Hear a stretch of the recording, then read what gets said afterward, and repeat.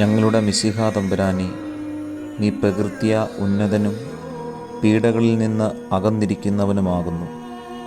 എങ്കിലും തിരുവിഷ്ടപ്രകാരം ശരീരത്തിൽ പീഡ ഏൽക്കുവാനായി നീ ഞങ്ങളുടെ അടുത്തേക്ക് വന്നു.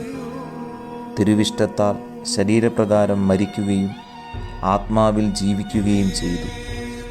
അമർത്യനായ നീ കുറ്റക്കാരനെ പോലെ ക്രൂശിക്കപ്പെട്ടു. നിന്റെ പീഡാനുഭവത്താൽ ഞങ്ങളുടെ കഷ്ടതകൾ മായ്ച്ചു കളഞ്ഞു. സ്വമരണത്താൽ മരണത്തിൻ്റെ കാഠിന്യം നശിപ്പിച്ചു. നിന്റെ സ്ലീബായാൽ ദുഷ്ടൻ്റെ അധികാരത്തെ നശിപ്പിച്ചു. ഞങ്ങളുടെ മേലുള്ള അവൻ്റെ ജയം തുടച്ചു നീക്കി. അന്ധകാര ശക്തികളെ നീ ലജ്ജിപ്പിച്ചു. മനുഷ്യത്വത്തിൻ്റെ നാഥനായ നിനക്ക് അനവരതമായ സ്തുതിയും സ്തോത്രവും വന്ദനവും നിരന്തരമായ കൃതജ്ഞതയും ഞങ്ങൾ അർപ്പിക്കുന്നു.